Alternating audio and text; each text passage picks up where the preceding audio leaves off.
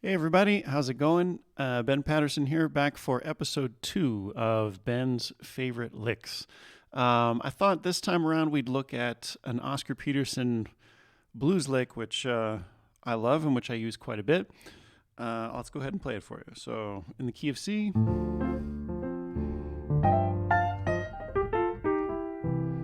So that's the lick we're looking at. Sort of a blues scale based kind of thing, and here I'm using it over a 2-5. You could use it over just a regular C7, but I think it sounds particularly good over the 5 chord as part of a 2-5. So here'd be D minor 7, and then here's our 5 chord G7, and then we basically end the lick as we resolve to our C major or to our C7. So let's take a look. What is the lick? So if we're in the key of C, I break it down into 3 parts. So here's the first part. We start on the root, right? The thing about blues stuff, right, is even though we're playing a D minor and G7, when we're working with blues language, we want to think about the key that we're in. We want to think about the chord that we're heading towards, right? And this 2-5 is heading towards C. So we're going to think about this whole lick as being in the key of C. So part 1, we start on the root on C, and then we slide up to our 3rd and our 5th. Here's E and G, and you can see I'm doing a little slide from the E flat to the E. All right. And then we go up to basically sort of outlining our 4 chord in F major. Here's F and A. So that's part 1. We play the root, C, we slide up to our 3rd and 5th, and then go up to our 4th and our 6th, F and A in this case. That's part 1. Okay? Part 2 now is we basically take a C minor chord. So we were just thinking C major. Now we're going to go C minor, and we're going to do an arpeggio. We're going to do 3, 5, 3, 1, 5. Right? Just outlining a C minor chord. So again, we had part 1. Then part 2 is this C minor arpeggio. And then part 3, we do kind of the same thing we did up here, but we do it down here. We first have our F and our A, our 4 and our 6, and then we slide into our 3 and our 5. So right up here we went, first we did the 3 and the 5, and then we did the 4 and the 6. Down here we're doing the 4 and the 6, and then the 3 and the 5. So the whole thing together, here's part 1. All right, that's part 1, our root, 3, 5, and then 4, 6. Then part 2 is we have a minor arpeggio on the 1, C minor.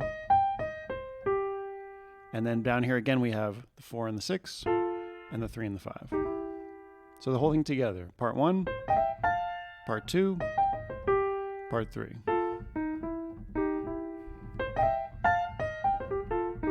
And you can see I'm doing this one kind of putting those last few together, right? I'm leaning into it.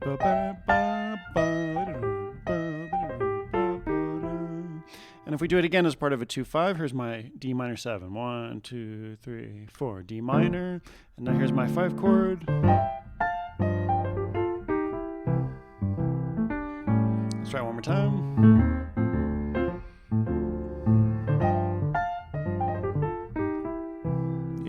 Love it. Okay, let's look at that same lick in F. I always say in order to take some of this stuff, this vocabulary, really get it into your fingertips and into your brain, into your ear, you got to do it in all 12 keys. That's the blessing and the curse of jazz. You got to learn everything 12 times, but once you do, it's yours forever. So let's take a look at it in F. So again, part 1, we start on our root, slide up to our 3 and 5, and then play our 4 and 6. All right, that's part 1. Then we have the minor arpeggio starting on the 3. Right, up in C it was, now we've got, and then part 3, our 4 and our 6, and then sliding into our 3 and our 5. Right?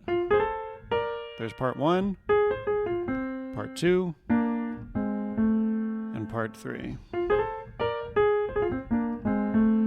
And if we make it part of a 2-5 in F, we've got G minor, and here comes C7, right? And again, for blues stuff, we're always thinking in terms of the key. We're thinking in terms of where we're heading. So when I say starting on the 1, even though I'm playing a C7 here, I'm thinking of this whole lick in the key of F. So starting on F, there's part 1, part 2, and part 3. Let's do one more key. Let's say we're in B flat. So part 1, we start on the root, slide to our 3 and 5, play our 4 and 6, minor arpeggio starting on the 3rd, the flat 3, right? And then again our 4 and 6, and sliding into our 3 and 5. If we do a 2-5, here's C minor, now F7. And there I kicked it off with a root, or you could just start with that guy. Either one works. So again in B flat.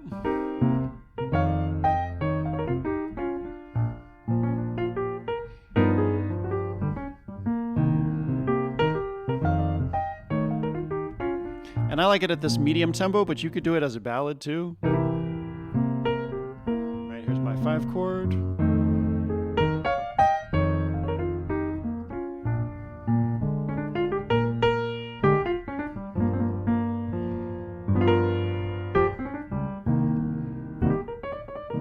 One more time. We could do it fast.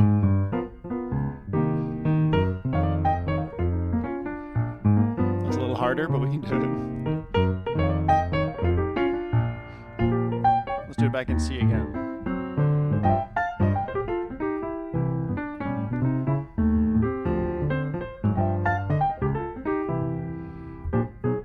All right, so hope that gives you guys something good to play with. Again, for a lick like this, I always say the best way to get it under your finger is to transpose it through all 12 keys. And as you go, start applying it to tunes that you like to play. If you're playing, I don't know, All of Me.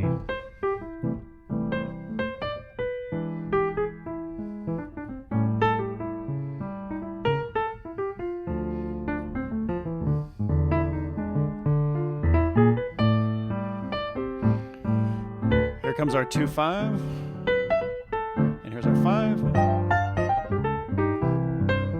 Right. So basically, I'm just looking. Anytime I see a 2-5 progression back home, I'm going to look to add it.